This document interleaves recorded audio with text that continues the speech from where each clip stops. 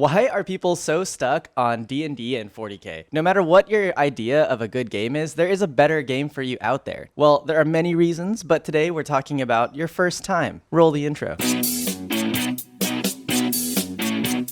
Welcome to Corner Case. You're in the hobby corner. I'm your host, your firstborn son, your best friend, Deck. And today we're talking first times. I think the first time it's etched into your brain and into your heart. My first war game, I've been vocal on the channel, is X-Wing, but my real first war game, I think, is Malifaux. And obviously the big difference is having to assemble and paint. It just adds this like huge layer of emotional commitment, of time commitment, effort commitment to like get that done. And the first time you do that, I think the reward you get, that dopamine, is huge. So definitely my first time is Malifaux. And I think that makes a really big difference to the way I think about other war games, the way I think about 40K when I see news about it, when I see anything about it. I'll give you a quick run through of why I think that is. I remember playing X-Wing, and in the months leading up to it, I was playing at my LGS, and there was a whole wall of Malifaux merchandised like behind the tables that we would play at. So it was definitely something I was seeing on like a 3 times a week basis, and there was definitely some curiosity there. I knew that my other friends would like play an X-Wing game with me, and then they might go and play a Malifaux game after. And so the curiosity definitely built up over months. And finally, they had conned me into picking up a box. And I remember that experience really vividly because I remember picking the Rasputina box because the ice golem looked so sick. And I remember taking it home and assembling it like right away. I was no stranger to assembly because I had come from, I grew up on gunplay. So it was mostly Gundams in my house. But I'd never really painted before. But I was so excited to paint this ice golem. And I think this crew box really set the tone for my expectation for what a starter box should be. For those of you who are uninitiated to Malifaux, crew box is like normally your starter box. It has about half of what you need for a full game. You could use it to play like a smaller game with your friends, and that's probably a good way to start, but most times it comes with like about half. And well, that was in 2nd edition, and in 3rd edition it's a little different. I was so excited to execute on this ice golem. I thought it was going to look so sick. Somehow I already had a concept of basing. I'm not really sure how, but I went full blown on the cork bases like right away. But I had no concept of anything else, like NMM.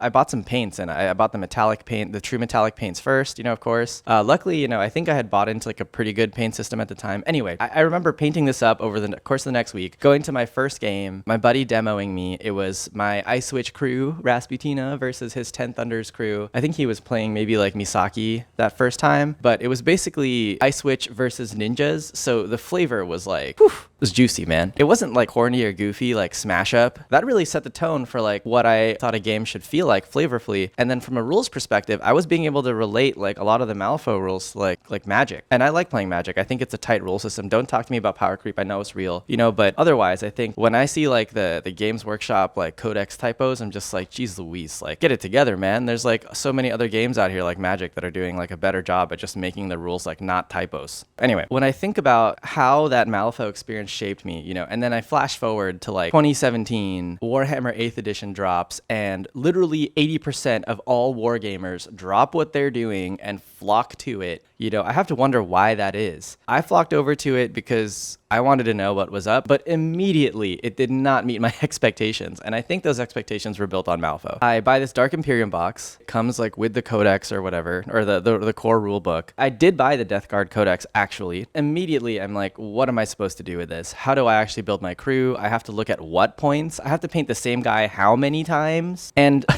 detachments? What is the detachment supposed to be? Is this something in a real army? But it looks like it's just making me buy more troops, so that I can get more command points. So really it's just like a gem system, like from a mobile game, but inside this game. And I didn't even know about Battlescribe like the first 3 weeks. I had to do like Googling to find that one out. And then you don't think to ask your friends, like, why was there like a third-party app? So I just thought that whole thing I couldn't focus on my excitement because of all the other weird stuff about the on-ramp. But I was thinking that what if 8th edition was my first game? What if Warhammer was my first game? Would I think differently about this game? Would I think that this is like the way things are supposed to be actually, and anything else is actually just different, but this is like the way things are supposed to be? I think of that when I see the Games Workshop Salt on YouTube like pretty much every day. When I see people that are making YouTube videos just painting Space Marines just because they know it's like the views, but I don't think it's like the most exciting exciting thing they want to paint. You'll see like a dude paint a Space Marine, and then that's how you find their channel, but then you go on there and they're painting all this other fun stuff. Really, it's like, while the community, the marketing and distribution, the longevity of the